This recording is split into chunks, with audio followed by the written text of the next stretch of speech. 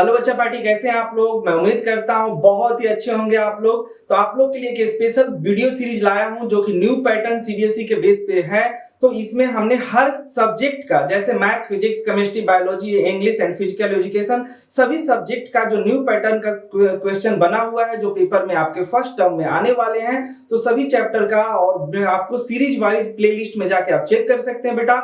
और अगर आप इस पूरी सीरीज को, पूरे वीडियो के आप अगर अच्छे से ध्यान से पढ़कर लिखते हैं, लिख कर आप नोट करते हैं, तो 100% फुल मार्क्स की गारंटी है। तो आप पूरा लेक्चर वीडियो देखिए और जैसा भी लगे आप कमेंट बॉक्स में जरूर बताएं, और इसको सब्सक्राइब करना और शेयर करना बिल्कुल ना भूलें। तो चलिए मैं चैप्टर को स्टार्ट करता हूं बच्चा पार्टी। हमारे पास इस प्रॉब्लम में दिया हुआ है 8 हमारे पास डिटर्मिनेंट दिया हुआ है और उसकी वैल्यू इस इक्वेशन के बराबर है। हमसे पूछ रहे हैं देन द वैल्यू ऑफ, तो हमें इस टर्म के लिए सॉल्व करना है।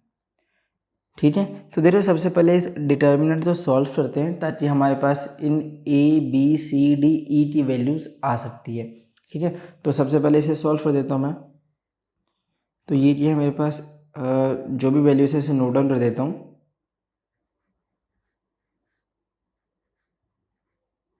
या तो मैं इसे ऐसे ही सीधे सॉल्व कर दूँ डायरेक्टली, या फिर मैं इसे इवेल्युएट कर सकता हूँ प्रॉपर्टीज़ की हेल्प से, रो ऑपरेशन मेथड या फिर कॉलम ऑपरेशन मेथड यहाँ पर यूज़ कर सकता हूँ। जैसे यहाँ पर देखें तो ये दोनों ही वैल्यू सेम है, तो अगर मैं R3 में चेंज चाहता हूँ, और मैं यहाँ पर कह दूँ कि R3 रो थर्ड रो, उसमें चेंज क्या हो सकता है, row third minus second row, है ना। तो ये दोनों ही वैल्यू ये क्या हो जाएगी, ज़ीरो हो जाएगी। इसीलिए यहाँ पर क्या आ जाएगा मेरे पास, तो सबसे पहले तो ये आ सकता है यहाँ पे,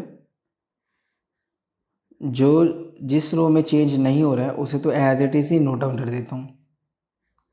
इस रो में चेंज हो रहा है तो ये वाला टर्म ज़ीरो हो जाएगा, फिर ये वाला टर्म हो जाएगा मेरे पास, सॉरी ये दोनों था ना यहाँ पे, तो ये हो जाएगा मेरे पास h माइनस एच स्क्वायर, ये ज़ीरो और ये ज़ीरो, ये दोनों टर्म यहाँ पर क्या हो गया, ज़ीरो हो गया।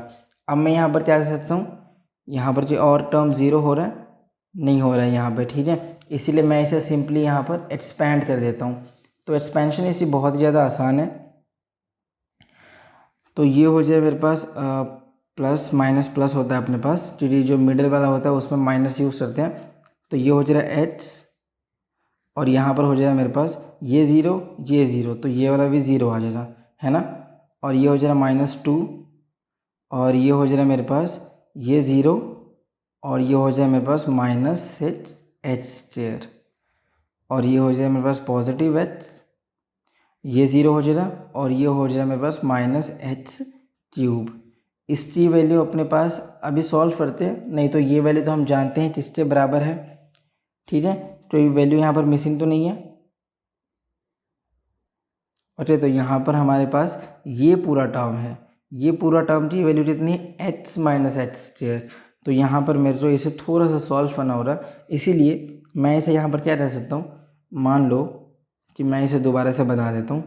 तो ये हो जा रहा h, ये वाली पूरी वैल्यू हम जानते हैं ज़ीरो आ रहा था, ये हो जा रहा -2, ये कितना आ जा रहा है मेरे पास, ये वाली टर्म ज़ीरो, इससे मल्टीप्लाई करना है तो -6h माइनस h², और ये हो जाए मेरे पास पॉजिटिव h, और ये टर्म ज़ीरो, और इस टर्म की मल्टीप्लिकेशन -h माइनस h²। ठीक है, इसे सॉल्व करता हूँ। ये वाली वैल्यू क्या आ सकती है मेरे पास, ये टर्म तो ज़ीरो हो जाएगा, ये हो जाए मेरे पास 12, और ये हो जाए मेरे पास -h², h माइनस h²। इसे थोड़ा सा और सॉल्व कर देता हूँ। तो ये हो जाएगा पॉजिटिव -12h² -h³ और प्लस h⁴। अब जैसे कि हमें पता है कि ये जो डिटर्मिनेंट है अपने पास, ये जो डिटर्मिनेंट आ रहा है यहाँ पर, इसकी वैल्यू हमारे पास इसके बराबर है। ये जो डिटर्मिनेंट है यहाँ पर, इसकी वैल्यू इस पूरे टर्म के बराबर है। इसका मतलब ये जब मैं सॉल्व कर रहा हूँ तो ये जो भी वैल्यू आएगा वो इस टर्म के बराबर है। तो इसे भी नोट डाउन कर देता हूँ। तो यहीं पे नोट डाउन कर देते हैं। ये हो जाएगा AH4 plus BH³ plus CH square plus D H plus E. तो ये वाली सारी वैल्यू किससे बराबर हो गया अपने पास इस टर्म के। तो इज इक्वल टू ये जो भी वैल्यू आ रहा है यहाँ पर ये है अपने पास। तो ये जितना हो जाएगा A H four plus B H cube C H square plus D H plus E. यहाँ वाला जो एल एच एस पोर्शन है उसे थोड़ा सा और ऑर्डर वाइज नोट डाउन कर देता हूँ। तो ये हो जाएगा H cube minus H cube raised power 4 raised power 3 minus 12h square plus 12h is equal to A H four B H cube C H square plus D H plus E. देखो यहाँ पर जो values हैं हम सब जानते हैं, ये दोनों वैल्यू आपस में सेम है। तो ए की वैल्यू जितना आ रहा है मेरे पास 1 आ गया। ये वाली वैल्यू इसके बराबर है तो बी की वैल्यू कितना आ रहा है मेरे पास -1 आ गया। इन दोनों को अगर मैं इक्वेट करता हूँ तो सी की वैल्यू कितना आ रहा है मेरे पास -12 और डी की वैल्यू आ रहा है मेरे पास +12 और ई की वैल्यू अपने पास 0 है क्योंकि कोई भी यहाँ पर कांस्टेंट नहीं है। तो ई की पावर क्या हो गया 0 हो गया। अब हमें क्या बताना है, we have to find 5a plus 4b plus 3c plus 2d plus e। इसको थोड़ा सा सॉल्व करते हैं। तो 5a की वैल्यू +1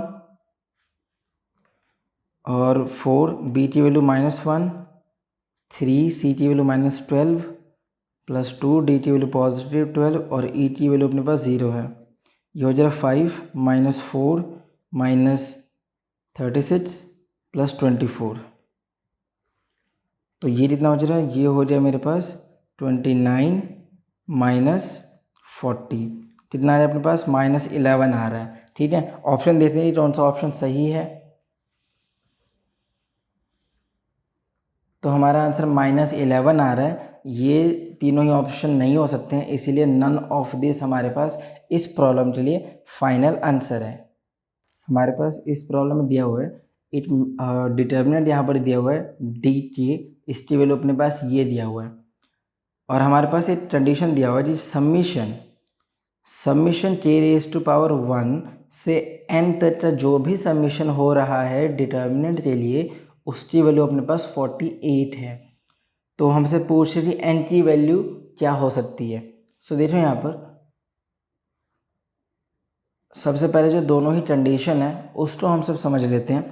तो ये जो फर्स्ट कंडीशन यहाँ पर दिया हुआ है ये क्या दिया हुआ है, समीशन k1 से लेके n तक का जो भी समीशन है डी के लिए उसकी वैल्यू मेरे पास 48 आ रहा है, समझे।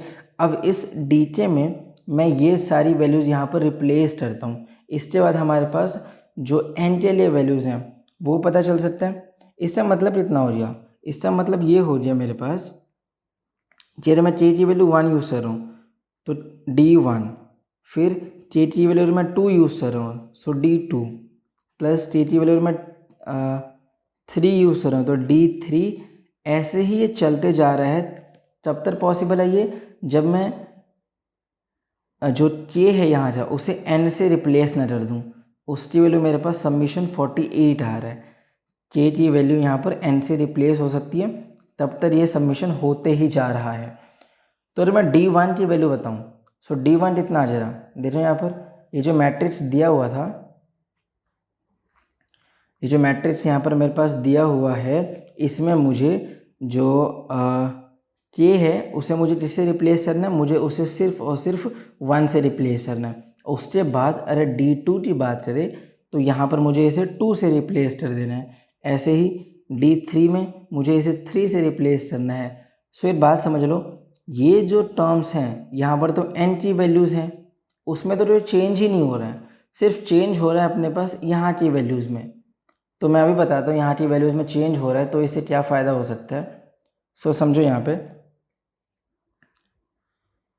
तो ये जो मैट्रिक्स है अपने पास इसमें अगर मैं पहली वैल्यू यूज़ करता हूँ, एक बात समझ लो, जैसे मैंने बताया कि यहाँ की जो दोनों कॉलम्स हैं, सेकेंड कॉलम C2 और इस C3 में कोई चेंज ही नहीं हो रहा है। जितना भी चेंज हो रहा है अपने पास वो C1 में हो रहा है। चलिए C1 पे हमारे पास वेरिएबल है यहाँ पर K, ठीक है। तो देखो यहाँ पर क्या हो सकता है, तो जब मैं यहाँ पर वैल्यू यूज़ कर रहा हूँ K के बदले 1, तो ये हो रहा है 1, ये हो रहा है 2 और ये हो रहा है अपने पास 2 - 1 मतलब 1 हो जाए यहाँ पर, और ये जितनी भी वैल्यूज़ हैं वो सेम ही रह रही है n स्क्वायर, और ये जितना है n स्क्वायर प्लस n, और ये है n square plus n plus 2, ठीक है। जरूर यहाँ पर क्या किया मैंने, जो वैल्यूज़ प्रेजेंट था उसे तो ऐसे ही रहने दिया, इन दोनों में जो चेंज ही नहीं है, इसमें चेंज हो रहा है n की k की वैल्यू 1 पर, अब k की वैल्यू 2 पर, इसी में चेंज है, इन दोनों में कोई चेंज नहीं है। तो देखो यहाँ पर क्या हो सकता है, प्लस, और ये जितना आ जाए मेरे पास, ये हो जाएगा 1, ये हो जाएगा 4, और ये हो जाए मेरे पास 4 - 1 मतलब कि कितना हो जाए मेरे पास 3, और यहाँ पर same values n square plus n plus 2, और ये हो जाएगा n स्क्वायर प्लस n, ये भी n स्क्वायर है, n square plus n plus 2। अब एक बात समझ जाओ कि यहाँ पर जो भी चेंज होने वाला है वो फर्स्ट कॉलम में होने वाला है चेंज। तो यहाँ पर अगर 1 है, यहाँ पर मेरे पास 4 आ गया, यहाँ पर मेरे पास 3 आ गया, एक लास्ट वैल्यू D3 के लिए सॉल्व कर देते हैं, फिर Dn के लिए ही सॉल्व कर देंगे। तो अगर मैं D3 के लिए भी सॉल्व कर देता हूँ, तो यहाँ पर क्या हो जाए मेरे पास 1 सेट, और ये कितना हो जाए मेरे पास 5, और ये दोनों वैल्यूज़ तो सेम ही रहेगा, तो n square plus n plus 2, n square plus n, ये हो जाएगा n स्क्वायर और n square plus n plus 2, यही दोनों वैल्यूज़ हैं ना अपने पास। हाँ, सो देखो यहाँ पर एक बात हमने समझ लिया कि इसमें हम जितनी भी वैल्यूज़ को ऐड कर दे, जो एंड रिजल्ट आएगा उसमें मेरे पास ये दोनों तो सेम रहेगा। सबसे पहले वही नोट डाउन कर देता हूँ, n स्क्वायर प्लस n, और ये हो गया n स्क्वायर प्लस n, और ये कितना हो जाए मेरे पास, ठीक है। यहाँ पर देखो, यहाँ पर 1 है, कोई प्रॉब्लम नहीं। यहाँ पर मेरे पास 2k है, मतलब यहाँ पर 2n आ जाएगा, और यहाँ पर मेरे पास 2n - 1, ये इवन नंबर आ रहा है, ये ऑड नंबर आ रहा है यहाँ पर।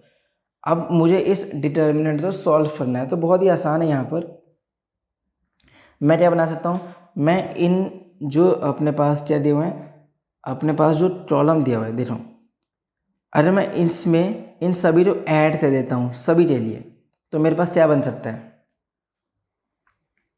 ये हो सकता है अपने पास एडिंग फर्स्ट कॉलम, ठीक है। तो मेरे पास क्या रिजल्ट बन जाएगा, मेरे पास एक मैट्रिक्स आ जाएगी, उस मैट्रिक्स से सम कैसे हो जाएगा, देखो ये दोनों वैल्यूज तो सेम ही रह रहे हैं, उसमें तो चेंज ही नहीं है। n square plus n plus 2, ये हो जाएगा n स्क्वायर प्लस n, ये हो जाएगा n स्क्वायर और n square plus n plus 2, है ना। यहाँ पर चेंज है, इसमें 1 ऐड कर देंगे प्लस, उसके बाद यहाँ पर कितना हो जाएगा मेरे पास, फिर 1 आ गया प्लस, फिर 1 आ गया, और ये 1 कितनी बार आ रहा है, यहाँ पर भी 1 है, तो एंड पे 1 हो जाएगा। मैं अभी बताता हूँ कितनी बार आ रहा है। यहाँ पर देखो, ये है मेरे पास 2 प्लस, ये है मेरे पास 4 प्लस, यहाँ पर है 6, अगली टर्म मेरे पास 8 आ सकती है। ऐसे ही चैप्टर आ रहा है अपने पास 2n तक। अब ये देखो, यहाँ पर है 1, यहाँ पर मेरे पास 3, यहाँ पर है मेरे पास 5, तो नेक्स्ट टर्म मेरे पास 7 आएगा। ऐसे ये चैप्टर पॉसिबल है, 2n - 1 तक ये पॉसिबल है। सो ध्यान से देखो, ये मेरे पास एक AP बन रही हैं दोनों, 4 - 2 मतलब जो इनका डिफरेंस है वो सेम आ रहा है, तो ये तो एक AP है। ऐसे ये भी अपने पास एक AP है ना। तो यहाँ पर मुझे अगर इन सभी का समीशन बताना है, तो समीशन के लिए क्या फॉर्मूला होता है AP में, AP में यदि फर्स्ट टर्म प्रेजेंट है और लास्ट टर्म भी प्रेजेंट है, सम ऑफ एन AP। जब इसका मेरे पास फर्स्ट टर्म और लास्ट टर्म प्रेजेंट होता है, तो सम की वैल्यू हो जाती है n/2 a + l, है ना। तो यहाँ पर मैं क्या यूज़ कर सकता हूँ, यहाँ पे तो ये हो सकता है, इसकी वैल्यू अपने पास 48 के बराबर है, समीशन हमें पता है। यहाँ पर भी नोट डाउन कर देता हूँ 48, ये हो जाए अपने पास 48। अच्छा, ये 1 कितनी बार आ रहा है यहाँ पर? 1 आ रहा है अपने पास n टाइम्स, है ना। मल्टीप्लाई में 1 भी डाल देंगे, कोई प्रॉब्लम नहीं यहाँ पर। इसका टर्म कितना आ जा रहा? ये हो जाए मेरे पास n/2, n/2 यहाँ पर आ जाए मेरे पास 2n/2, क्योंकि यही मेरे पास nth टर्म है, ठीक है। तो 2n/2 मतलब n से 2 से 2 कैंसिल ही हो जाएगा, और फर्स्ट टर्म और लास्ट टर्म तो यहाँ पर मुझे ऐड करना है। सो देख रहे हैं यहाँ पर ये हो जाएगा मेरे पास n/2, फर्स्ट टर्म कितना है 2 और लास्ट टर्म कितना है मेरे पास 2n, है ना। तो ये हो रही है यहाँ पर वैल्यूज़। अब मैं यहाँ पर क्या बना सकता हूँ, इस वाले के लिए सॉल्व करते हैं। यहाँ पर हो रहा है मेरे पास n/2, फर्स्ट टर्म 1 है और लास्ट टर्म मेरे पास 2n-1 है, और ये दोनों वैल्यू तो सेम ही रहेगा, तो मैं इसे ऐसे ही रहने देता हूँ। ये दोनों प्रॉब्लम्स यहाँ पर सेम है, इसे सॉल्व कर देता हूँ। यहाँ पर भी इसे रहने देता हूँ एज इट इज़, बाद में इसे सॉल्व करते हैं। ये वैल्यू 48 है, ये कितना आ गया, ये हो जाए n, ये यहाँ पर 2 कॉमन ले रहे कैंसिल हो जा रहा, तो ये हो जा रहा n + n², और यहाँ से ये दोनों कैंसिल, 2 से 2 कैंसिल, तो सिंपली n² बच रहा है। अब इसे सॉल्व करते हैं हम सब। तो अभी तक हमने जितना भी सॉल्व किया था हमारे पास ये रिज़ल्ट आ रहा था, है ना। मैंने इस बार इन सभी वैल्यूज़ को भी नोट डाउन कर दिया है, और एंड रिजल्ट तो यही था। अब इसे यहाँ पर मुझे सिंपली सॉल्व करना है। सो देखो यहाँ पर मैं क्या कर सकता हूँ, जो C2 है अपने पास, C2 मैं चेंज कर सकता हूँ C2 - C1, है ना, और उसी के साथ साथ C3 में भी चेंज करवा सकता हूँ मैं, एंड जो C3 है मेरे पास उसे मैं कह सकता हूँ C3 - C1। तो यहाँ पर देखो क्या रिजल्ट आ जाएगा, इन दोनों में चेंज होने वाला है, ये अनचेंज्ड है तो इसे एज इट इज रहने देते हैं। n², ये हो जाएगा 0, n² + n + 2, और ये दोनों टर्म कैंसिल, यहाँ पर +2 और ये भी हो जाएगा 0, इसी के साथ साथ ये भी 0, ये वाली टर्म भी अपने पास 0 है, और ये हो जाएगा n + 2, है ना। अब मैं यहाँ पर डिटर्मिनेंट सॉल्व कर सकता हूँ। ये वैल्यू अपने पास है 48, यहाँ पर देखो ये दोनों टर्म तो 0 ही है, तो इनका जो मल्टीप्लिकेशन होता है वो भी 0 आ जाएगा। n सिर्फ इसके लिए हम सब एक्सपेंड कर रहे हैं, तो ये हो जाएगा 2n + 2 = 48। तो अब बस इसे सॉल्व कर देते हैं। तो ये हो जाएगा n 2n + 4, 48 आ जाए यहाँ पर, 2n² + 4n - 48 0, n² + 2n - 24 की वैल्यू अपने पास इतना आ गया 0 आ गया, है ना। तो अब मैं यहाँ पर क्या रह सकता हूँ, फैक्टर बना लेते हैं। तो ये हो जाएगा n कितना आ जाए मेरे पास, अरे मैं यहाँ पर मतलब पॉजिटिव आ रहा है और यहाँ पर ये मल्टीप्लिकेशन में मेरे पास नेगेटिव आ रहा है, तो मेरे पास ये कितना आ सकता है n + 6 और n - 4 = 0, summation positive to multiplication -24। तो n की क्या वैल्यूज़ पॉसिबल है, n की वैल्यू एक तो -6 पॉसिबल है और मेरे पास 4 पॉसिबल है, ठीक है। और हमसे उन्होंने क्या पूछा हुआ था प्रॉब्लम में, हमसे उन्होंने बोला था कि n की वैल्यू क्या है। तो ऑप्शन देख लेते हैं एक बार। तो हमारे पास जो n की पॉसिबल वैल्यूज़ है वो क्या है, वो है -6 और 4। -6 तो हमारे पास ऑप्शन में ही नहीं है ना, पर +4 है, तो ये हमारे पास इस प्रॉब्लम के लिए फाइनल आंसर है। हमारे पास इस प्रॉब्लम में दिया हुआ है एक डिटर्मिनेंट जिसकी वैल्यू अपने पास इसके बराबर है, ठीक है। तो सबसे पहले डिटर्मिनेंट सॉल्व करना है और फिर इक्वेट कर देने, तो हमारे पास A B C D E की वैल्यू पता चल जाएगी।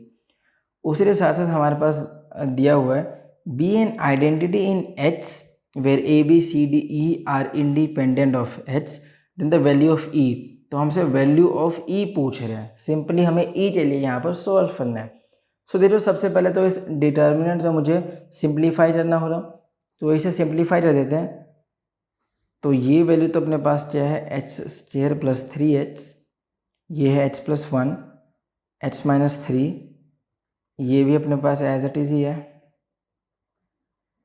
यहाँ पर जो प्रॉपर्टी यूज़ हो सकती है या कोई एडिशन, तो ध्यान से देखें तो अपने पास ये value AH4 + BH³ C H square plus D H plus E के बराबर है। ठीक है, सो देखो यहाँ पर कुछ यहाँ पर यूज़ हो सकता है। अगर मैं ऐड कर देता हूँ वैल्यूज़ को तो भी यहाँ पर कोई चेंज नहीं हो सकता है। ठीक है, इसीलिए हम सब इसे सिंपली एक्सपैंड ही कर देते हैं। तो क्या आ जाए मेरे पास एच स्क्वायर प्लस 3h और ये हो जाए मेरे पास माइनस इन दोनों मल्टीप्लिकेशन यहाँ पर, तो -6h स्क्वायर और माइनस फॉर्मूले में ही है, और ये हो जाए मेरे पास h स्क्वायर -16 है ना। ये हो जाए यहाँ पर ऐसे ही ये -h-1, तो ये प्लस ये माइनस ये प्लस ले लेते हैं।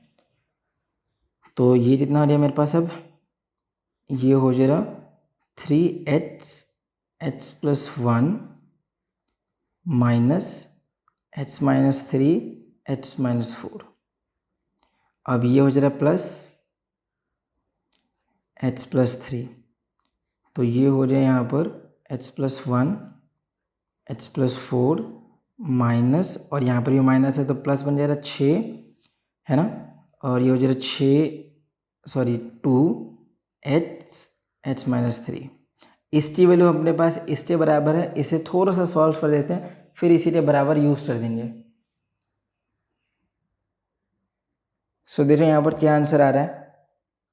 ये है अपने पास h square plus 3h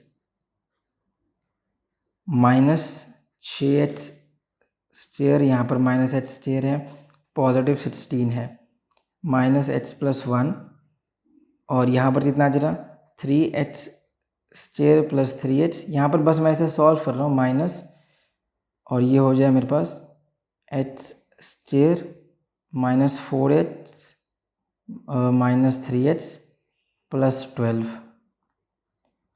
plus h plus 3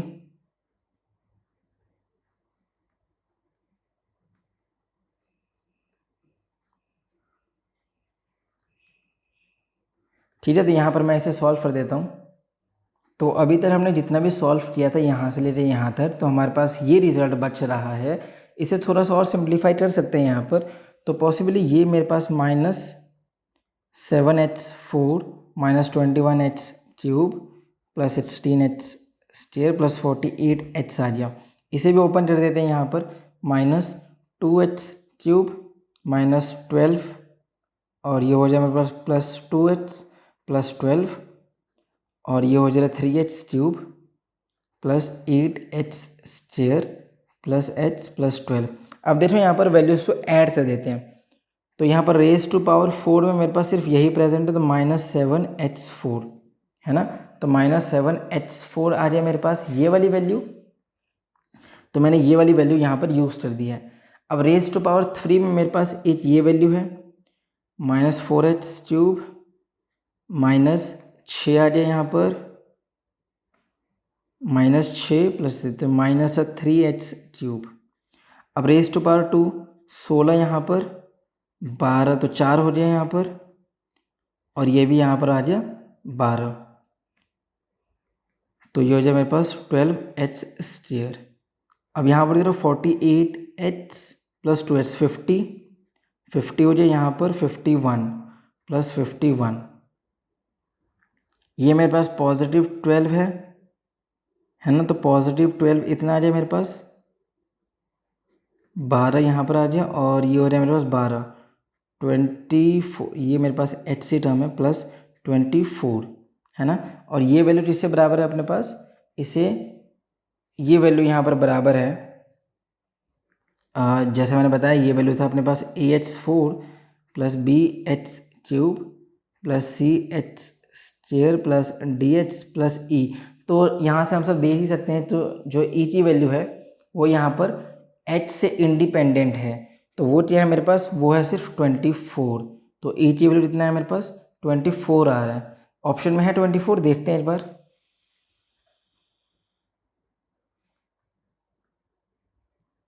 सो E की वैल्यू अपने पास कितना है यहाँ पर 24 आया, जो ऑप्शन में ही नहीं है। ठीक है, तो हमारे पास नन ऑफ दिस इसका आंसर हो सकता है। तो हमारे पास इस प्रॉब्लम में पूछ रहे हैं द वैल्यू ऑफ, तो डिटर्मिनेंट की हमसे यहाँ पर वैल्यू पूछ रहे हैं। तो इस डिटर्मिनेंट को सॉल्व कर देते हैं। क्या दिया अपने पास, दिया हुआ है 5 चेयर 5 ट्यूब 5 4। तो यहाँ पर जो भी वैल्यूज है इसे नोट डाउन कर देता हूँ।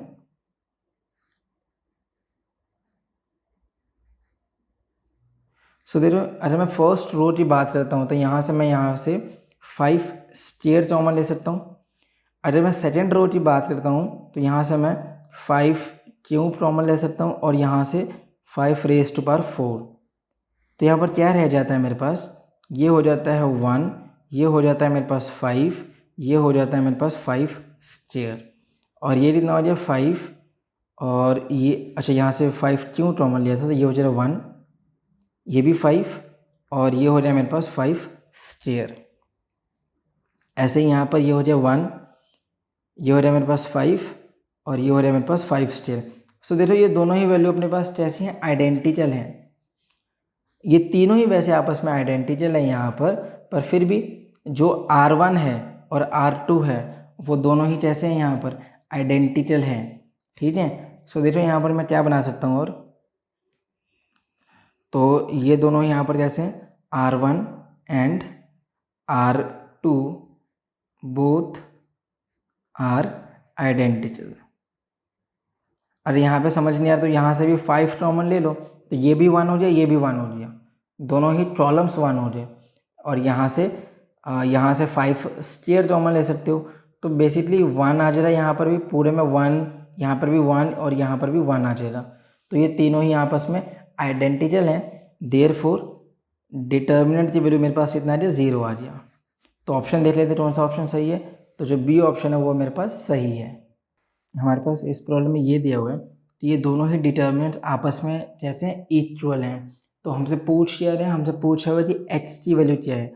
सो देख रहे हैं यहाँ पर ये दोनों ही सेम है, सो 2h 5 8h, इसकी वैल्यू मेरे पास 6 7 -2 और 3 है।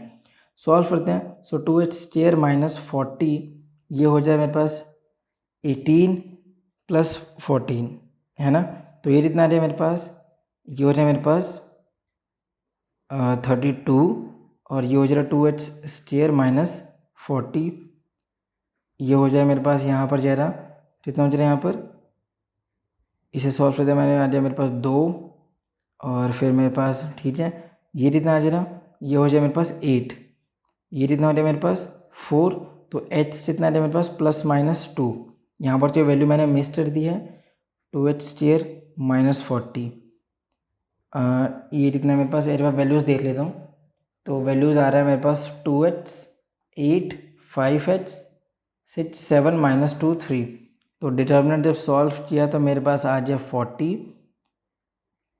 ये हो जाए मेरे पास 18 + 14 है ना, तो ये भी सही आ रहा है, तो यहाँ पर मेरे पास ये वैल्यू आ रही है, और तो ये मेरे पास 32 आ रहा है, ये यहाँ पर जा रहा है तो पॉजिटिव में जा रहा है, इसीलिए मुझे इसे ऐड कर देना है, तो ये यहाँ पर गलत हो गया था। ये जितना आ जाए मेरे पास 2h square is equal to 32 + 40 72 आ जाए यहाँ पर, ये जितना आ जाए मेरे पास 36, तो h कितना आ जाए मेरे पास, ये हो जाए +-6 है ना, क्योंकि जब ये मेरे पास √36 आएगा तो बेसिकली ये मेरे पास +-6 आता है, पर जनरली हमसे पॉजिटिव वैल्यू ले लेते हैं, पर यहाँ पर +-6 आ रहा है, क्योंकि ऑप्शन में भी यही दिया हुआ है, तो जो सी ऑप्शन है वो यहाँ पर सही है। हमारे पास इस प्रॉब्लम में दिया हुआ है the value of the determinant, इस डिटर्मिनेंट के लिए हमसे वैल्यू पूछ रहे हैं, सो इसे सॉल्व करते हैं सिंपली। ये कितना हो जाए मेरे पास, ये दिया हुआ है यहाँ पर h + 2y h + y, और ये दिया हुआ h + y, यहाँ पर h और h + 2y, सो देख रहे हैं यहाँ पर ये सब सेम ही दिया हुआ है। ठीक है, अरे मैं यहाँ पर अगर मैं रोज को ऐड कर देता हूँ, अरे मैं R1 में चेंज करता हूँ, R1 में क्या बोल देता हूँ, R1 + R2 + R3, सो देखो ये सारी वैल्यूज़ तो सेम है, तो इन सब का जो भी एडिशन आएगा वो सब सेम आएगा, फिर मैं यहाँ पर कॉमन भी ले सकता हूँ वैल्यूज़ को, तो मेरे पास क्या रिजल्ट में आ जाएगा, ये दोनों ही अनचेंज्ड हैं, तो h + 2y h + y same यहाँ पर भी। देखो इन सभी का जो भी एडिशन आ रहा है वो सेम आ रहा है, 3x 3y, तो मैं यहाँ पर कॉमन ले सकता हूँ 3x प्लस वाई, है ना, और ये 1, ये भी 1, ये भी 1। अब मैं यहाँ पर चेंज कर सकता हूँ इन सभी वैल्यूज़ को। जैसे अगर मैं यहाँ पर वैल्यूज़ को चेंज करता हूँ, या तो मैं इसे सिंपली एक्सपैंड कर दूँ, उसमें कोई प्रॉब्लम नहीं है, या फिर मैं इन दोनों को माइनस कर दूँ, उसमें भी कोई प्रॉब्लम नहीं है।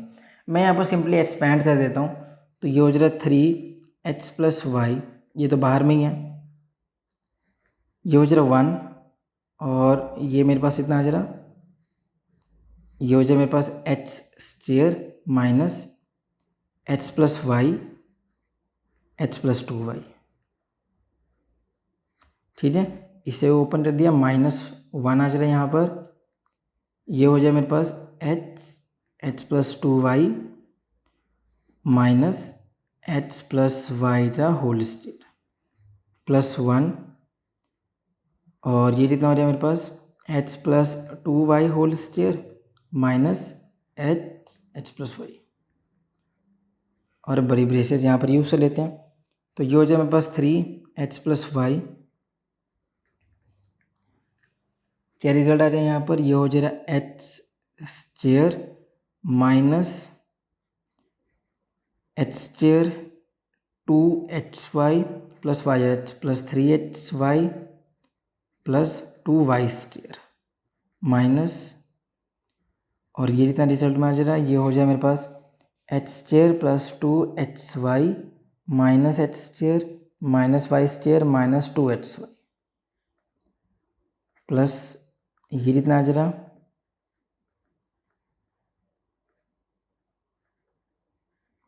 Minus h square minus hy। देखते हैं यहाँ पर कौन सी वैल्यूज कैंसिल हो रही हैं, तो ये हो जाएगा 3h प्लस वाई, ये दोनों यहाँ पर कैंसिल हो जाएगा, मेरे पास आ जाएगा -2y स्क्वायर माइनस 3hy, ये दोनों यहाँ पर कैंसिल हो जाएगा, ये रह जाएगा मेरे पास, ये दोनों यहाँ पर कैंसिल, प्लस वाई स्क्वायर, और ये दोनों भी यहाँ पर कैंसिल हो गया। ऐसे ही ये वैल्यू यहाँ पर cancel, plus 4y square plus 3hy। देखते हैं सब क्या रिजल्ट आ रहा है अपने पास, ये हो जाएगा 3h प्लस वाई, ये दोनों आ जाए मेरे पास, ये भी है यहाँ पर प्लस 5 3y स्क्वायर, ये यूज़ हो जाए, ये भी और ये भी यूज़ कर दिया, और ये दोनों यहाँ पर कैंसिल। क्या रिजल्ट आ रहा है 9y square h plus Y, ये अपने पास ऑप्शन आ रही है। देखते हैं कौन सा ऑप्शन यहाँ पर सही है, ये आंसर है, ऑप्शन देखते हैं कौन सा सही है। सो 9y स्क्वायर, 9y से h प्लस वाई, तो जो बी ऑप्शन है अपने पास, बी ऑप्शन सही है अपने पास यहाँ पर, ठीक है, तो बी ऑप्शन यहाँ पर सही है, 9y square h plus y, B option हमारे पास सही आ गया। तो अब हम लोग कौन सा क्वेश्चन प्रैक्टिस करने वाले हैं बेटा, एसर्शन रीजन के क्वेश्चन प्रैक्टिस करने वाले हैं, ठीक है। तो एसर्शन रीजन में कैसे क्वेश्चन आएंगे, क्या आएंगे, A to Z मैं आपको डिस्कस करने वाला हूं, तो ध्यान से देखिएगा और डिटेल में आप इसको नोट कर लीजिएगा बेटा, बहुत इंपॉर्टेंट है क्योंकि इस पर पैटर्न चेंज है और इस बार आपको एसर्शन रीजन के क्वेश्चन आने वाले हैं, ठीक है। तो देखो बेटा, अगर ये क्वेश्चन आप ध्यान से देखेंगे तो इसी में से एक क्वेश्चन आपके पेपर में आएगा, 100% इसी पेपर में से आएगा, ठीक है। तो अब ध्यान से देखो, अब स्टेटमेंट 1 में क्या है बेटा, स्टेटमेंट 1 आपको क्वेश्चन में गिवन होगा, स्टेटमेंट 2 भी आपको क्वेश्चन में गिवन होगा, ठीक है। तो इनमें यही 4 ऑप्शन आपको मिलने वाले हैं। तो फर्स्ट ऑप्शन क्या है कि statement 1 is true, statement 2 is false, मतलब जो स्टेटमेंट 1 जो क्वेश्चन दिया होगा, यहाँ पर क्वेश्चन गिवन होगा आपको अलग अलग, ठीक है। स्टेटमेंट 1 में भी क्वेश्चन होगा, स्टेटमेंट 2 में भी क्वेश्चन होगा। तो अगर स्टेटमेंट 1 ट्रू होगा, मान लो जो क्वेश्चन आया अगर वो ट्रू है, स्टेटमेंट 2 भी फॉल्स है, तो हम ऑप्शन ए टिक करेंगे। अगर स्टेटमेंट 1 फॉल्स है, स्टेटमेंट 2 इज ट्रू है, तो हम बी स्टेटमेंट टिक कर देंगे, ठीक है, बी ऑप्शन। सी ऑप्शन में क्या है, statement 1 is true, statement 2 is true, but statement 2 is correct explanation of statement 1।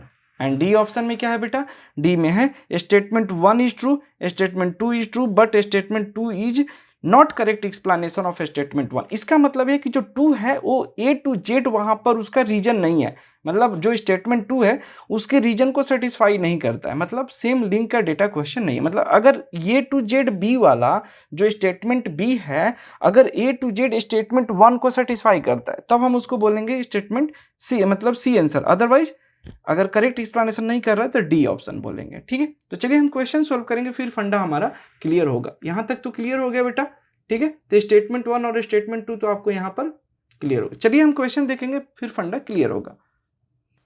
देखिए इस क्वेश्चन में क्या है बेटा, क्वेश्चन दिया हुआ है कि स्टेटमेंट 1 यहां पर दिया हुआ बेटा। स्टेटमेंट 1 क्या है, adjoint into adjoint A is equal to A होता है। ठीक है, और एडजॉइंट ए का mod is equal to A है, ये क्वेश्चन में गिवन है। ठीक है, अब हम क्या करेंगे बेटा, अगर हम ऐसा हम करते हैं तो क्या होगा कि अगर हम यहाँ पर देखो, अगर मैं बात करता हूँ एडजॉइंट ए, तो हमारा एक फार्मूला होता है बेटा, adjoint A, adjoint into adjoint A का फार्मूला होता है मॉड ए के पावर n-2 इंटू ए होता है। ये एक फार्मूला होता है, रिजल्ट होता है। ठीक है, ये आपको पता होना चाहिए।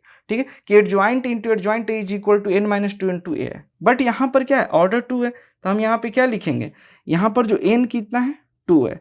तो अगर हम ऐसा करते हैं तो यहाँ पे अब क्या हो जाएगा बेटा, यही फार्मूला क्या बन जाएगा, adjoint into adjoint A is equal to हो जाएगा ए के पावर मॉड के पावर 2-2 इंटू ए हो जाएगा, और 0 यहाँ पर 1 इंटू ए हो जाएगा बेटा। तो एडजॉइंट ए, एडजॉइंट इंटू एडजॉइंट ए क्या हो जाएगा हमारे पास, ए हो जाएगा। यही होगा ना बेटा। ये कैसे 1 हुआ सर, तो ए के पावर 0, किसी भी चीज़ का पावर 0 क्या होता है, 1 होता है। तो 2-2 0 1 होगा, 1 इंटू ए क्या होगा, ए होगा। मतलब हमारा स्टेटमेंट जो 1 है वो जो कह रहे कि adjoint A into adjoint A equal to A, हमारा क्या है, ट्रू है, मतलब सही है। अब हम चेक करते हैं स्टेटमेंट 2। तो स्टेटमेंट 2 क्या कहता है बेटा कि एडजॉइंट मॉड मतलब determinant of adjoint A is equal to mod A, यही है ना। चलिए देखते हैं। तो हमारा फार्मूला जो होता है बेटा, ये भी फार्मूला आपको याद होना चाहिए। एडजॉइंट ए का डिटर्मिनेंट होता है मॉड ए के पावर n-1। n क्या है सर, तो n ऑर्डर है, n क्या है, ऑर्डर है। तो अगर यहाँ पर n इज इक्वल टू 2 है तो एडजॉइंट ए, अगर adjoint A is equal to, क्योंकि यहाँ पे ऑर्डर दिया हुआ ना 2 है क्वेश्चन में, तो यहाँ पे ए इक्वल टू 2-1 बोले तो क्या हो गया, ए हो गया। मतलब एडजॉइंट ए जो है बेटा इक्वल टू क्या हो गया, डिटर्मिनेंट ए हो गया। मतलब इसको तो सेटिस्फाई करता है, नहीं इसको सेटिस्फाई करता है, बट यहाँ पर कौन सा ऑप्शन होगा, तो यहाँ पर अब आपको ध्यान देना है कि हमारा स्टेटमेंट 1 इज ट्रू और स्टेटमेंट 2 इज ट्रू। तो ऑप्शन कौन सा होगा सर, तो देखो बेटा, statement 1 is true, statement 2 is false, ये तो होगा नहीं, ये सेकेंड ऑप्शन भी नहीं होगा, थर्ड ऑप्शन होगा। तो statement 1 is true, statement 2 is true, but statement 2 is correct. Correct explanation तो कर नहीं रहा, क्यों, क्योंकि यहाँ पर एक दूसरी प्रॉपर्टी लगी है। तो हम इसको क्या बोलेंगे कि मतलब यहाँ पर हम क्या बोलेंगे कि सेटिस्फाई करता है। तो स्टेटमेंट 1 इज ट्रू, स्टेटमेंट 2 दोनों सही है, बट करेक्ट एक्सप्लेनेशन नहीं है। मतलब हमारा यहाँ पे कौन सा ऑप्शन होगा, डी ऑप्शन होगा। तो हम यहाँ पर टिक कर देंगे बेटा, हमारा डी ऑप्शन हो जाएगा। तो चलिए एक दो और क्वेश्चन देखेंगे, फिर फंडा क्लियर हो जाएगा। तो इस क्वेश्चन में क्या है बेटा कि स्टेटमेंट 1 जो है for a matrix A equal to A I J 3, मतलब ऑर्डर 3 है। If determinant adjoint A equal to 49 then determinant A equal to +-7। तो अभी हमने बताया था बेटा कि अभी हमने बताया था ना सेम प्रीवियस क्वेश्चन में कि एडजॉइंट ए क्या होगा, ए के पावर n-1 होगा, यही होगा बेटा। तो मॉड ए के पावर n-1 यही होता है, ये प्रॉपर्टी आपको याद होनी चाहिए। ठीक है, अब हम यहाँ पर ये है, तो यहाँ पर क्या है, ए की वैल्यू कितना है, यहाँ पर मॉड ए इक्वल टू 3-1, क्यों, ऑर्डर यही है ना 3, ऑर्डर 3 है बेटा, 3 है। तो यहाँ पे mod A equal to square हो जाएगा। इसकी वैल्यू कितना दिया है, एडजॉइंट ए की वैल्यू दिया हुआ है 49, यही हो गया। तो ए मॉड ए की वैल्यू क्या हो जाएगा बेटा, अगर डिटर्मिनेंट ए की वैल्यू बात करेंगे तो +-7 हो जाएगा, होगा बेटा। तो हमारा यहाँ पे क्या होगा, फर्स्ट ऑप्शन तो सही है, मतलब स्टेटमेंट 1 क्या है, ट्रू है। स्टेटमेंट 1 क्या था कि for a matrix A equal to A I J equal to 3 है, तो यहाँ पर एडजॉइंट मतलब determinant into adjoint A equal to 49, तो डिटर्मिनेंट ए क्या होगा, +-7 है, तो यही है। अब सेकेंड स्टेटमेंट क्या बोलता है कि एडजॉइंट ए इक्वल टू ए के पावर n माइनस वन, बिल्कुल सही है, यही सेम फार्मूला तो ऊपर यूज किया हूँ, इसमें कोई चेंज नहीं है। मतलब हमने जो ये फार्मूला था वो उसी फार्मूले को यूज करके हमने ये वाला यूज किया हो, मतलब हमारा क्या है, ये भी सेटिस्फाई है। मतलब बी यहाँ पर स्टेटमेंट 2 भी ट्रू है और स्टेटमेंट 1 भी ट्रू है, और स्टेटमेंट 2 करेक्ट एक्सप्लेनेशन कर रहा है स्टेटमेंट 1 का। तो हमारा इसमें ऑप्शन कौन होगा, अगर आप ध्यान से देखेंगे बेटा तो इसमें से ऑप्शन अगर आपको टिक करना है तो statement 1 is true, statement 2 is true, but statement 2 is correct explanation of statement 1, तो ये हमारा सी ऑप्शन होगा। ठीक है, तो हम इसका आंसर क्या बोल सकते हैं बेटा, इसका आंसर सी बोल सकते हैं। आ गया समझ में? चलिए और एक क्वेश्चन देखते हैं बेटा। इस क्वेश्चन में क्या है बेटा, इस क्वेश्चन में है कि यहाँ पर for two matrix A and B of order 3 mod A equal to 3 है और मॉड बी इक्वल टू -4 है, देन 2ab इक्वल टू कितना 96 है। तो बेटा यही सेम तो हम अगर इस प्रॉपर्टीज को सोल्व करते हैं तो 2ab इक्वल टू क्या होगा, 2ab। अगर एक चीज और ध्यान देना, जैसे अगर हम मान लो पी ए का मॉड बोलते हैं, पी कांस्टेंट अगर स्केलर इसको बाहर निकालते हैं एन के साथ बाहर आ जाएगा, मतलब एन का जो ऑर्डर होगा उसके थ्रू बाहर आ जाएगा। आगे बात समझ में, ये वाली फार्मूला, तो हम यहाँ से 2 के power n into A B लिख सकते हैं बेटा, बिल्कुल लिख सकते हैं। और मॉड ए बी को हम क्या लिख सकते हैं, मॉड ए इंटू मॉड बी, तो 2 के पावर n मॉड ए इंटू मॉड बी अलग अलग लिख सकते हैं, बिल्कुल।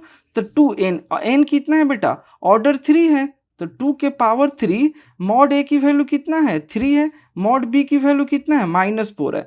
जब इसको मल्टीप्लाई करेंगे तो हमारा आंसर आ जाएगा 96। आ गया बेटा, मतलब स्टेटमेंट 1 क्या है, स्टेटमेंट 1 हमारा सही है, मतलब उसमें कोई दिक्कत नहीं है। अब स्टेटमेंट 2 को तो अभी मैंने बोला कि अगर यहाँ पर पी ए है तो पी के पावर n मॉड ए हो, तो ये आपको प्रॉपर्टी याद होनी चाहिए। यहाँ पर क्या है, लैम्डा है, तो लैम्डा के power a equal to lambda के पावर n इंटू ए, ये प्रॉपर्टी बिल्कुल सही है। तो लेकिन यहाँ पर एक और प्रॉपर्टी यूज हो गई, ये भी ट्रू है और फर्स्ट वाला भी ट्रू है, मतलब स्टेटमेंट 1 भी ट्रू है, स्टेटमेंट 2 भी ट्रू है। लेकिन स्टेटमेंट 2 जो है स्टेटमेंट 1 है, यहाँ पर एक और प्रॉपर्टी यूज हुआ है कि ए बी को हम लिख सकते हैं मॉड ए इंटू मॉड बी, तो ये यहाँ पे तो दिया नहीं था, इसलिए जो ऑप्शन होगा स्टेटमेंट 1 भी ट्रू है और स्टेटमेंट 2 भी ट्रू है, बट ये करेक्ट एक्सप्लेनेशन नहीं किया है स्टेटमेंट 1 का, मतलब यहाँ पर सी आंसर नहीं होगा, यहाँ पर क्या होगा बेटा, डी आंसर होगा। आ गई बात समझ में, डी क्यों हुआ, क्योंकि स्टेटमेंट 1 भी ट्रू है, स्टेटमेंट 2 भी ट्रू है, लेकिन करेक्ट एक्सप्लेनेशन नहीं है। आगे बात समझ में, तो आपको यही गलती नहीं करनी है, जो रूल यहां पर यूज हो रहा है वो दूसरे में आना चाहिए। ठीक है, तो चलिए एक और क्वेश्चन देखते हैं बेटा। तो इस क्वेश्चन में क्या है बेटा, फॉर अ स्क्वायर मैट्रिक्स, यहां पर क्या है, for a square matrix of order 2 A inverse equal to 1 upon find adjoint A, so 2a equal to 20 for a square matrix of order A inverse equal to 1 upon mod A determinant A and adjoint, मतलब A का determinant equal to mod A के power n-1। अब हम इस question को कैसे solve करेंगे, तो बेटा यहाँ पर एक सिंपल सी प्रॉपर्टी यूज हुई है, वही प्रॉपर्टी हम आपको डिस्कस करने वाले हैं। अभी जैसे प्रीवियस क्वेश्चन में बताया था कि अगर मॉड ए कितना दिया है 5 दिया है, मॉड ए कितना दिया है, यहाँ पर अगर आप ध्यान से देखेंगे तो यहाँ पर कितना दिया है आपको, मॉड ए तो 5 दिया है, लेकिन अब आपको करना क्या है बेटा कि जो अगर 2a की बात हो रही है तो 2a क्या होगा, 2 के स्क्वायर इंटू मॉड ए, तो 2a स्क्वायर कितना 4 और मॉड ए कितना 5, बोले तो कितना हो गया 20 हो गया, मतलब हमारा आंसर क्या हो गया, सेटिस्फाई कर गया। तो यहाँ पर क्या होगा, स्टेटमेंट 1 जो है ट्रू है। अब स्टेटमेंट 2 की बात करते हैं, तो ये फार्मूला हम ऑलरेडी डिस्कस कर चुके हैं प्रीवियस क्वेश्चन में कि एडजॉइंट ए इक्वल टू ए के पावर n-1 होता है, लेकिन ये भी प्रॉपर्टी से दोनों स्टेट में यहाँ पर सही है, लेकिन करेक्ट एक्सप्लेनेशन नहीं है। क्यों, क्योंकि ये वाला तो हमने यूज ही नहीं किया, मतलब इसमें जो ऑप्शन होगा यहाँ पर ऑप्शन होगा डी। क्यों, क्योंकि हमने स्टेटमेंट 1 भी ट्रू है, स्टेटमेंट 2 भी ट्रू है, but statement 2 is not correct explanation of statement 1, तो ये हमारा फाइनल आंसर हो गया। आ गया बात समझ में, इसमें से आपको एक क्वेश्चन आपके पेपर में जरूर होगा। ठीक है बच्चा पार्टी, तो अब हम स्टार्ट करने वाले हैं बेटा केस स्टडी के बेस पे क्वेश्चन। ठीक है, तो आप इस पर क्या है, केस स्टडी आने वाला है और आपके पेपर में अगर आपको पहले से प्रैक्टिस करके नहीं जाएंगे तो 100% एग्जाम में आपकी क्वेश्चन गलत अटेम्प्ट करेंगे, ठीक है। तो आप लोग पहले से प्रैक्टिस कर लीजिए और जो क्वेश्चन मैं बता रहा हूँ आप इसको ध्यान से देख लीजिए बेटा। तो इस क्वेश्चन में क्या है, consider the system of equation 2x plus A y plus 6z plus equal to 8, x plus 2y plus bz equal to 5, x plus y plus 3z equal to 4 है। If system has unique solution, अब कह रहा है बेटा कि if system has unique solution, if A B की value हमें बतानी है, इनमें से कौन सा ऑप्शन होगा। The system has infinite solution, A B C D, इसमें से ऑप्शन बतानी है कौन सा होगा। और the system has no solution if A B C की वैल्यू हमें यहाँ पर बतानी है क्या होगा।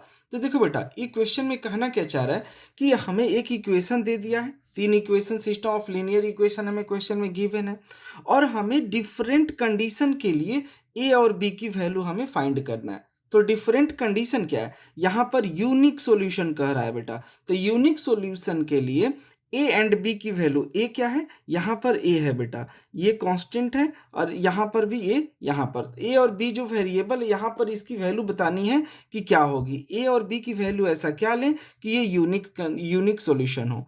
ए और बी की वैल्यू बतानी है क्या लें कि इसमें हमारा इनफाइनाइट सॉल्यूशन हो बेटा, और ए और बी की वैल्यू ऐसी क्या लें जो कि नो सॉल्यूशन है। तो ये तीनों कंडीशन को सेटिस्फाई करनी है। मतलब ये है कि हमें ए एंड बी की वैल्यू फाइंड करनी है। ए और बी की वैल्यू कहाँ से फाइंड करनी है, इस इक्वेशन में से हमें फाइंड करनी है। तो चलिए अब देखते हैं सॉल्यूशन इसका कि कैसे हम इसको सॉल्व करेंगे। तो देखो बेटा, सबसे पहले आपको इक्वेशन यहाँ पर बना लेनी होगी।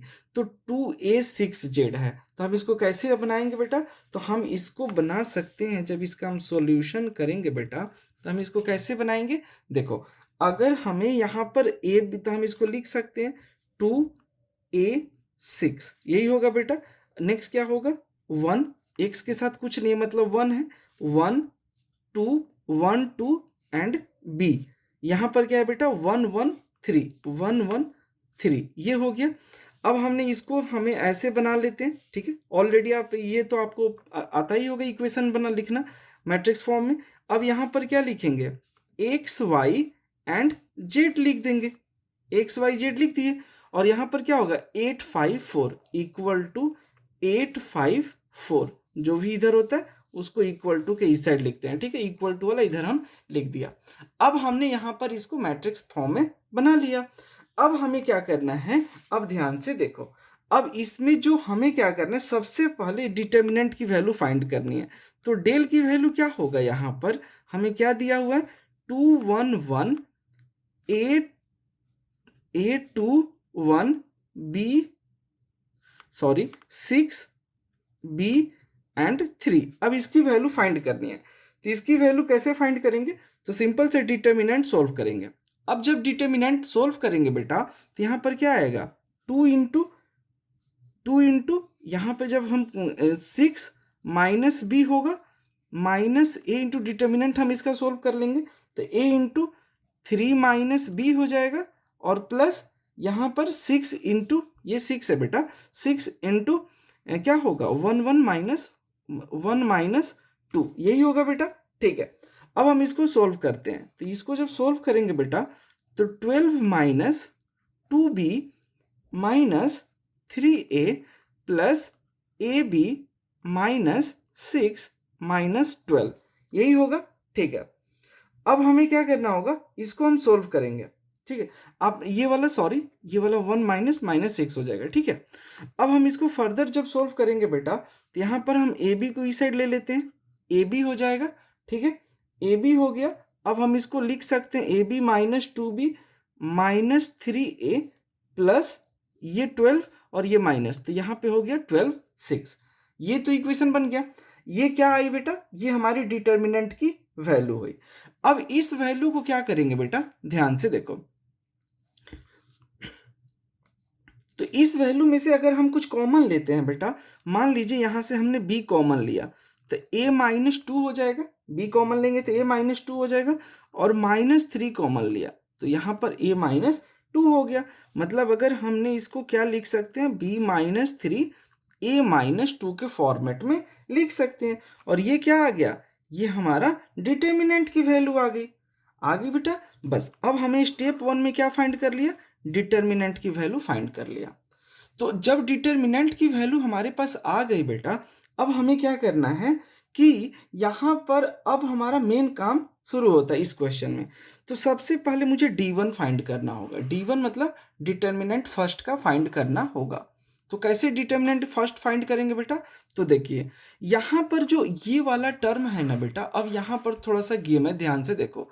अब हमें जब D1 फाइंड करेंगे तो D1 किसको हम बोलेंगे, तो जो इक्वल टू के साइड होता है, मतलब जो यहाँ पर 854 है इसको हम कहाँ पे रिप्लेस कर देंगे, 211 211 को हम खत्म कर देंगे, मतलब इसको हटा देंगे, उड़ा देंगे यहाँ से। 854 यहाँ पर हम लिख देंगे और ये दोनों सेम रहेगा, तो वो जो वैल्यू होगी D1 की होगी। फिर हम डिटर्मिनेंट फाइंड कर लेंगे। सेकेंड केस में क्या करेंगे, ये वाला 821 ये सेकेंड कॉलम को उड़ा देंगे, उसके जगह पे क्या लिखेंगे, 854 लिखेंगे, फिर डिटर्मिनेंट सोल्व करेंगे। थर्ड केस में ये जो यहाँ पर जो 6 है 6B3 इसको उड़ाएंगे और उसके जगह पे 854 लिखेंगे, फिर डिटर्मिनेंट की वैल्यू फाइंड करेंगे। मतलब हमारा स्टेप क्या होगा, एक बार फर्स्ट कॉलम को हटाना है, उसके जगह पे 854 लिखना है, फिर डिटर्मिनेंट सोल्व कर देना है। फिर इस तरह से सेकेंड कॉलम हटा के ये, फिर थर्ड कॉलम हटा लेंगे तो ये। तो फर्स्ट हटाएंगे तो D1 बोलेंगे, सेकेंड हटाएंगे तो D2 बोलेंगे, थर्ड हटाएंगे तो D3 बोलेंगे। तो चलिए अब हम D1 फाइंड करते हैं। तो जब भी D1 फाइंड करेंगे बेटा, तो यहाँ पर जब भी हम D1 फाइंड करेंगे तो क्या आएगा हमारे पास, यहाँ पे D1 इक्वल टू जब हम फाइंड करते हैं तो 211 के जगह पे क्या होगा, 854 हो जाएगा और second column as it is रहेगा। ठीक है, सेकेंड कॉलम क्या होगा, एज इट इज रहेगा बेटा। ठीक है, अब second column as it is यहाँ पे आ गया। अब जब इसको हम इसकी डिटर्मिनेंट सोल्व करेंगे बेटा, तो क्या होगा, देखो इसकी डिटर्मिनेंट अगर हम सोल्व करेंगे, आप अगर ध्यान से देखो तो इसकी फिर वही डिटर्मिनेंट उसी तरह सोल्व करेंगे जैसे पहले किए थे। तो यहाँ पे क्या होगा, 6 माइनस बी माइनस ए 15 minus 4b 15 minus 4b plus 6 5 minus 8 होगा।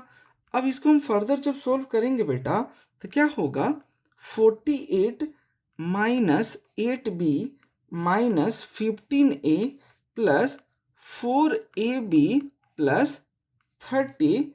ठीक है, यहाँ पे हो जाएगा, यही होगा बेटा। यहाँ पे 3 नहीं, ये 5 माइनस 3 तो माइनस 18 हो जाएगा। ठीक है, माइनस हम 18 लिख देंगे। ठीक है, अब इसको फर्दर सोल्व करेंगे बेटा। जब इसको सोल्व करेंगे तो क्या आएगा, 4ab को हम साइड में स्टार्टिंग में ले लेते हैं, 4ab minus 8b minus 15a plus 48, यही होगा बेटा। अब हमें क्या करना है, यहाँ से 16 कॉमन लिया। ठीक है, अब यहाँ पे हमें क्या करना है, यहाँ पर अगर हम 4b को कॉमन लेते हैं, 4b को कॉमन लेते हैं तो यहाँ पे a माइनस 2 हो जाएगा। ठीक है, a माइनस 2 हो जाएगा और यहाँ पर 48 माइनस 18 30 हो जाएगा। तो मैं डायरेक्ट यहाँ पर लिख देता हूँ 30। तो यहाँ पर क्या हो जाएगा बेटा, माइनस 15 कॉमन लेता हूँ तो a माइनस 2 हो जाएगा। मतलब हमारा जो इक्वेशन हमने इसको सोल्व किया, 4b minus 15 and 2a minus 2 आ गया। ठीक है, अब हमें यहाँ पर D1 फाइंड हो गया। तो ये हमारे किसकी वैल्यू हुई, D1 की वैल्यू हो गई। अब हम इसी तरह D2 फाइंड करेंगे। तो फिर वही कंसेप्ट, D1 D2 हम कैसे फाइंड करें, यही मेन कंसेप्ट है और ये आपको ध्यान से देखना चाहिए बेटा। मैंने बोला फर्स्ट ये 211 को हटा के 854 लिख दिया तो D1 आ गया।